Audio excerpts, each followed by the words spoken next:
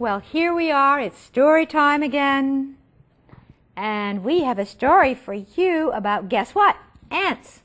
Yes, we do.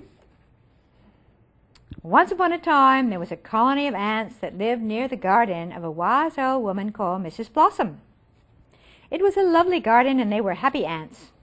In the spring, summer, and fall, they gathered food, took care of the ant babies, stored the food away, and attended to the queen. She was the only one who laid eggs, so they had to be kind to her and keep her happy, so she would lay enough eggs for the colony to continue. It was late in the fall, and food was getting scarce, so the ants had to hunt far and wide to gather the last of it in for the winter. One day, Harriet Ant was leading a group of her sisters on a trip in the woods to gather food when she came upon a very large rock. It was too big to crawl around, so she decided to lead the way up one side and down the other. All the other ants came behind her. It was a very long way up, and when she got to the top, she stopped and rested, along with all her sisters. From the top, she could see quite a distance, and she noticed that there was someone walking along the path in the wood. Harriet wondered where this person was going and why. She thought the person might be headed towards Mrs. Blossom's garden, but she couldn't be sure. "Time to go," she said, and went down the rock to continue the journey. After a while, all the ants came to a stream. They couldn't decide how to cross it. Some said it would be best to turn back, that it wasn't a good idea. Others said they might float across on a leaf, and one brave ant decided to try that. Well, the brave ant almost drowned before she got back to the bank, so they decided that wasn't a good idea, really, at all. Just then, the young man that Harriet had seen from a distance came by the brook. He was about to go on his way when he noticed the ants. "Why," he said, "what is the matter? You look as though you are not happy. Can I help in any way?" Harriet, being the leader, spoke up. "We wanted to get across the stream, and we weren't sure how to do it safely," she said. "I can help," he said. He found a small branch that had fallen from a nearby tree and placed it across the brook. "There," he said, dusting off his hands. "You can crawl across that and come back that way, too." "Oh, thank you," Harriet said, and all the other ants waved their feelers in agreement. "What is your name?" she asked the young man as he turned to go. "Percival," he said, "and what is yours?" "Harriet," replied the ant, "and I do hope we meet again." "Me too," said Percival. "Now I must go on my way. Do you know, does this path lead to the home of the wise woman in the woods?" "Oh, yes," Harriet replied. "Be sure, though, to look carefully through the trees for her cottage. Otherwise you might miss the little path that leads to it."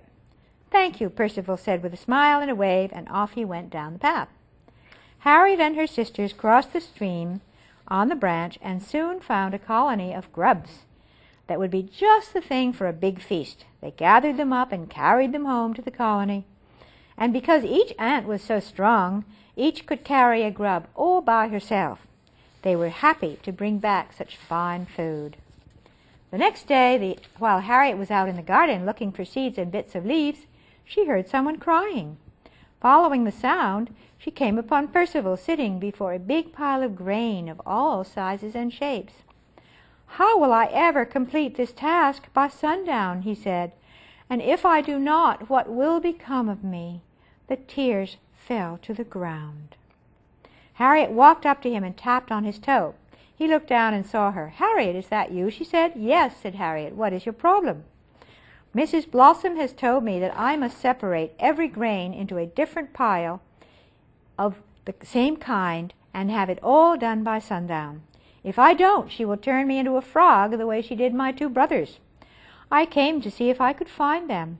My brothers had come here before me to ask for her help. My father, the king, had sent them because we heard she could help us. My kingdom is in great need right now. She told me that if I can manage this task, she will, but I don't know how. Because you helped me and my sisters, we would like to help you. It would be easy for us to separate the grains," Harriet said. "I will tell them." She turned to the ants coming along behind her and began to signal them. She told them what was needed, and they all hurried over to the big pile of mixed grains. Soon every kind was sorted into its own pile, and Percival was overjoyed. "Thank you so much," he said. "I am so grateful." You helped us get across the stream, Harriet said, so of course we wanted to help you. And because Prince Percival helped you and you have helped him, he has earned the right to have my help for his kingdom, said Mrs. Blossom, coming out of her cottage. Your two brothers failed their tests because they were not of help to others. Those who come seeking help had better be prepared to give it. She went on with a smile. But what about my poor brothers? Prince Percival said. Must they remain frogs forever? Only until a nice princess is willing to kiss them, Mrs. Blossom said with a smile. They have a lesson to learn. However, I will make sure there is a princess available for each of them in due time. Now you had better hurry back to your father and let him know I will be along soon to give him a hand with his difficulties. Thank you, Mrs. Blossom, said Percival, and thank you, Harriet, and all of your sisters. I'll be sure to invite you to come visit the palace very soon. Harriet and her sisters waved goodbye to Prince Percival, and then they went back to work. After all, there was much to do before winter settled in, and they wanted to be well prepared. So that's our story for today. Remember that if you want to be helped, it is good to help others. Yes, it is. And also remember this, that wherever you are and whatever you're doing, there is always someone who loves you. Now it's time to say so long. Please come back and visit soon. Just remember I love you when you sing this little tune.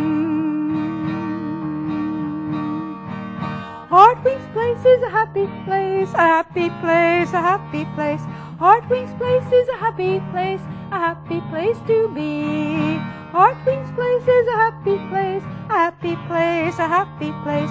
Heartwings Place is a happy place to be.